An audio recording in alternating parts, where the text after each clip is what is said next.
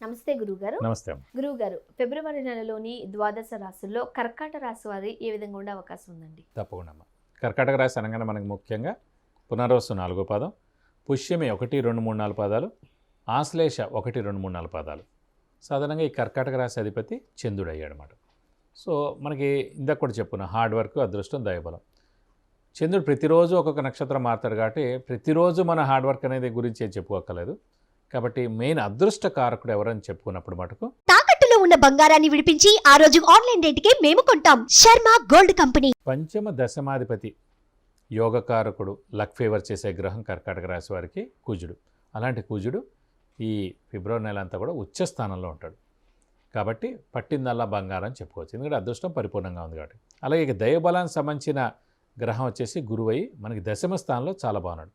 రాజ్యస్థానం, ఉద్యోగ స్థానం, ప్రొఫెషన్ స్థానంలో చాలా బాగున్నాడు. కాబట్టి ఉద్యోగస్తులకి పట్టిందల్లా బంగారం అని చెప్పుకోవచ్చు.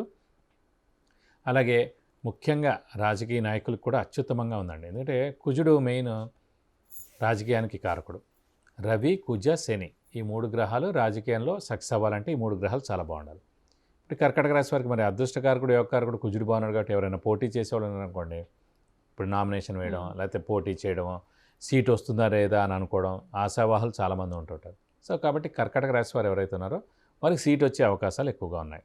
ముఖ్యంగా ఎందుకంటే ఫిబ్రవరి 5వ తారీఖు నుంచి మార్చి 15 దాకా ఇంచుమించుగా ఉచ్చస్థానంలో ఉంటారు కాబట్టి. అలాగే వీడికి అదృష్టం బాగుంది కాబట్టి అనుకున్న పనులన్నీ తప్పకుండా నెరవేరుతాయి. సో ఎప్పటి నుంచి ఆగిపోయిన పనులన్నీ కూడా నెరవేరుతాయి. శ్రమ, కాలం, ధనం వ్యర్థం కాకుండా ఉంటాయి. అవసరానికి డబ్బులు సమకూరుతాయి. రావాల్సిన బాకీలు కూడా వసూలు అవుతాయి.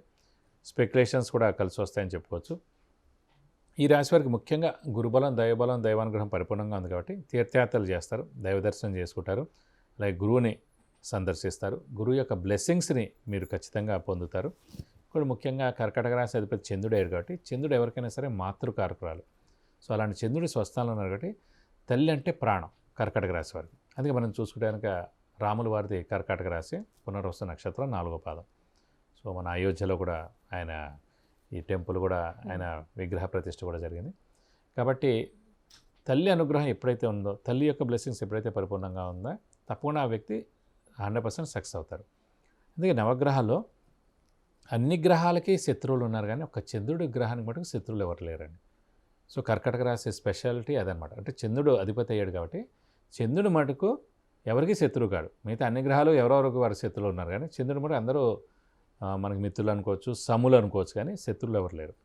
కాబట్టి వీరు సాధారణంగా సాఫ్ట్గా ఉండడం, నిదానంగా ఉండడం, హెల్పింగ్ నేచర్ ఎక్కువగా ఉండడం, సహాయ సహకారాలు చేయడం, ఎన్నో మాటలు వాళ్ళు పడుతూ ఉంటారు, అయినా కూడా పర్లేదు అనుకోవడం. ఇంకోటి ఏంటంటే ఎప్పుడైనా స్టాంప్ ఉండిపోతుందండి, పెద్ద పెద్ద వాళ్ళ నక్షత్రాల స్టాంప్ మన మీద ఉండిపోతుంది. కర్కాటక రాశి పునర్వసు నక్షత్రం అయిపోయింది కాబట్టి రాముల వారిది. సో వైవాహిక జీవితం మటుకు కర్కాటక రాశి వారిది కొంచెం మిశ్రమంగా ఉంటుంది.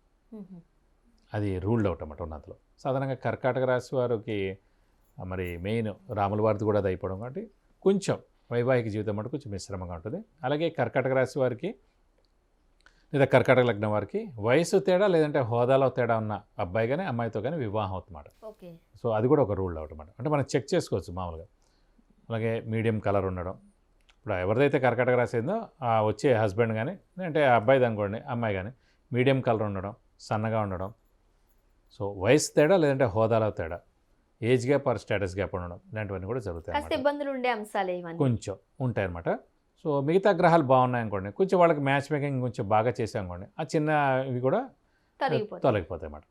కాబట్టి కర్కాటక రాశి వారికి మటుకు ఈ నెల బాగానే ఉందని చెప్పుకోవాలి. ముఖ్యంగా సంతానం కలిగేందుకు ఎట్లా ఉంటుందంటారు? అదే సంతాన కారకుడు ఎవరికైనా సరే గురువు అనే గ్రహం అండి. మామూలుగా సంతాన స్థానం పంచమ స్థానం. సంతాన కారకుడు ఎవరికైనా సరే అంటే పంచమ స్థానాన్ని చూడాలి. సంతాన స్థానం పంచమ స్థానంలో ఏ గ్రహం ఉన్నారు, పంచమ స్థానాన్ని ఏ గ్రహం చూస్తున్నారు, పంచమ స్థానాధిపతి ఏ స్థానంలో ఉన్నారు, ఈ 3 ఎన్ని చూసినా గురువు అనే గ్రహం అసలు బాగున్నాడు లేదో చూడాలి. ఎందుకంటే గురువు అనే గ్రహం బాగుంటేనే సంతానాన్ని ఇస్తాడు లేదో తెలుస్తుంది. కాబట్టి అలాంటి గురువు మనకి దశమ స్థానంలో చాలా బాగున్నాడు. సో ఖచ్చితంగా ఈ నెల మనం గట్టిగా ప్రయత్నించినా లేదంటే కనుక మనం అనుకున్న ఈ ఏడాదైనా సరే ఖచ్చితంగా సంతానం కలిగేందుకు అవకాశాలు మటుకు 100% ఈ కర్కాటక రాశి వారికి ఉన్నాయి. సాధారణంగా ఈ గ్రహాలు రాశులు పక్కన పెడుతూ ఉంటుంటే అప్పుడప్పుడు అదృష్టం కూడా కలిసి రావాలి అంటూ ఉంటారు. అవును. మరి ఈ రాశి వారికి అదృష్టం ఈ నెలలో ఎలా ఉండే అవకాశం ఉందంటారు? ఇందాక కూడా మనం చెప్పుకున్నాం, పంచమ దశమాధిపతి యోగకారకుడు, అదృష్టకారకుడు, లక్ ఫేవర్ చేసే గ్రహమైన కుజుడు ఉచ్చ స్థానంలో ఈ నెల మొత్తం అంతా ఉంటాడు. కాబట్టి అదృష్టం అనేది కర్కాటక రాశి వారికి ఈ నెల మొత్తం కూడా 100 ఉంటుందండి. సో మన హార్డ్ వర్క్ ఒక్కటి చేస్తే చాలు. దయబలం రెడీగా ఉంది, అదృష్టం రెడీగా ఉంది. హార్డ్ వర్క్ ఎప్పటి నుంచో అనుకుంటున్నాం పనులు. అంటే మనం ఎప్పుడు కూడా ఏంటంటే బద్ధకంతో ఉంటూ ఉంటాం సాధారణంగా. ఇప్పుడు ఈ శీతాకాలం మెల్లిగా లేవచ్చులేని వాళ్ళు కరెక్ట్గా 7ంటికి రమ్మంటాడు, మనం 8ంటికి వెళ్తాం, వాడు వెళ్ళిపోతాడు. మనకు జాబ్ వచ్చేది ఉంటుంది, ఒక పెళ్లి సంబంధం ఒక మధ్యవర్తితో మాట్లాడేది ఉంటుంది, ఒక ఫారెన్ కన్సల్టెంట్తో మాట్లాడేది ఉంటుంది. అలా ఎన్నో ఉంటూ ఉంటాయండి. ఎన్నున్నా కూడా కరెక్ట్గా మనం టైంకి రెస్పాండ్ అవ్వకపోయినా, మన లేజీనెస్ తోటి, మన బద్ధకంతో దాన్ని పక్కకు పెట్టినా పర్వాలేదు, ఆటోమేటిక్గా అవుతుందిలే, పర్లేదు, నాకు ఆల్రెడీ వాడు ఎవడో చెప్పాడు, ఖచ్చితంగా అయిపోతుంది, లేదంటే నాకు వాడెవడో ఫోన్ చేస్తాడు, వాడి ఇన్ఫ్లుయెన్స్తో మనకు అయిపోతుంది, అలాంటివన్నీ వద్దండి. మన అదృష్టం బాగున్నప్పుడు, దైవబలం బాగున్నప్పుడు కర్కాటక రాశి వారు కొంచెం హార్డ్ వర్క్ చేయండి. హార్డ్ వర్క్ చేస్తే తప్పకుండా పనులు అవుతాయని చెప్పుకోవాలి. ఇంకోటి ముఖ్యంగా అదృష్టం బాగున్నప్పుడు 10% హార్డ్ వర్క్ చేసినా చాలు, కానీ అదే 90% చేశారనుకోండి ఖచ్చితంగా మీ పని గ్యారెంటీ వస్తుంది కదా. సో మీరు కొంచెం బద్ధకం పక్కకు పెట్టి మీరు హార్డ్ వర్క్ చేస్తే తప్పకుండా అదృష్టం మీ వెంటే ఉంటుందని చెప్పుకోవాలి. అండ్ కర్కాటక రాశి వారు పరిహారాలు పాటించాల్సి వస్తే ఎటువంటి పరిహారాలు పాటించాలి? తప్పకుండా కర్కాటక రాశి వారు కూడా ముఖ్యంగా ఇప్పుడు మనకి ఏలినాటి శని, అష్టమ శని నడుస్తుంది. అష్టమ శని అనేది మనకి 2025 ఏప్రిల్ దాకా ఉంది. అంటే ఇంకా ఇంచుమించు చెప్పాలంటే ఒక ఏడాది పాటు ఉంది. కాబట్టి ఈ ఏడాది పాటు కూడా మనం ప్రతి శనివారం ఉపవాసం అనేది ఫిక్స్డ్గా పెట్టేసుకోవాలి. ఎందుకంటే ఎందుకు ఉపవాసం గురించి ఎక్కువ ప్రాధాన్యత నేను ఇస్తానంటే అండి, ఏ మనిషి పుట్టినా, సో చిన్న పాప అయితే పాల కోసం, పెద్దవాళ్ళు అయితే కనుక భోజనం కోసం, ఎవరైనా సరే ఒక టిఫిన్ అని, స్నాక్స్ అని, భోజనం అని, ఖచ్చితంగా దీని గురించే. అయితే ఏ గ్రహం అయితే బాగాలేదో ఆ గ్రహం రోజున కనుక మనం ఉపవాసం ఉంటే కనుక ఆ గ్రహం అయ్యో అనవసరంగా నా గురించి అతను కష్టపడుతున్నాడు, ఆత్మారాముడు లోపల ఇది బాధపడుతున్నాడు, నేను వాడికి ఏమీ బ్యాడ్ చేయను, వాడికి అడ్డుపడను అని ఆయన అనుకుంటాడు అన్నమాట. సో అప్పుడు మనకు వెంటనే పని అవుతుంది. గ్రహాలను శాంతింప చేయడానికి ఉపవాసం అతి చక్కటి పరిష్కార మార్గం, అతి చక్కది, ఆరోగ్యానికి మంచిది, ప్లస్ మనకి ఏ వారం అనేది తెలిసిపోతుంది కాబట్టి ఆ దేవుడికి సంబంధించిన వారం కూడా అయిపోతుంది అనే విధాలా మనకు హెల్ప్ అవుతుంది. కాబట్టి ఫస్ట్ ప్రతి శనివారం ఉపవాసం ఉండడం ఈ అష్టమ శని వెళ్ళిపోయేదాకా. అలా వీలవుతే కనుక ఆంజనేయ స్వామి, వెంకటేశ్వర స్వామి, ఎవరైతే ఆంజనేయ స్వామి, వెంకటేశ్వర స్వామిని ఎక్కువగా పూజిస్తారో శని వాళ్ళ జోలికి వెళ్ళామన్నమాట. సో బుధవారం రోజున వెంకటేశ్వర స్వామి గుడికి వెళ్ళి 41 ప్రదక్షిణాలు, అలాగే మంగళవారం లేదంటే శనివారం రోజున ఆంజనేయ స్వామి టెంపుల్కి వెళ్ళి 41 ప్రదక్షిణాలు చేయడం, అలాగే ఆంజనేయ స్వామికి వడమాల, సింధూర పూజ, అలాగే తమలపాకుల పూజ ఇవన్నీ చేస్తే కూడా చాలా మంచిదండి. ఇంకా మనకి ఉధృతంగా ఉంటే మటుకు శనికి 19,000 సార్లు జపం చేయించి నల్ల నువ్వులు 200 గ్రాములు దానం ఇస్తే దోషం మొత్తం పోతుంది.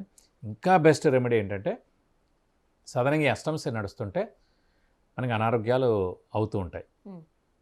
ఈ అనారోగ్యం అయినప్పుడు ఖచ్చితంగా మన బ్లడ్ టెస్ట్ చేస్తాడు, మన బ్లడ్ అంతా లాగేస్తాడు. అది చిన్న ప్రాబ్లం అయితే పర్లేదు, అంటే సర్జరీ దాకా ఎలా వెళ్ళిపోతుంటాయి. అందుకే మీరే ముందుగా ఒక శనివారం రోజున రక్తదానం చేస్తే దోషం ఏమైనా ఉన్నా దాంతో పోతుంది. ఎందుకంటే మీరు చేసిన రక్తదానంతో ఎవరో accident case, open heart surgery అవుతున్నప్పుడు, ఏదో పెద్ద సర్జరీ అవుతున్నప్పుడు ఈ బ్లడ్ వాడడం ద్వారా వాళ్ళు బతికి, వాళ్ళు బయటపడి దేవుడి దగ్గర వాళ్ళకి మంచి చేకూరితే కనుక ఖచ్చితంగా వాళ్ళ ఫ్యామిలీ యొక్క బ్లెస్సింగ్స్, అమ్మయ్య దేవుడు కాపాడాడు అనే బ్లెస్సింగ్స్ మీకే డైరెక్ట్గా వస్తుందన్నమాట.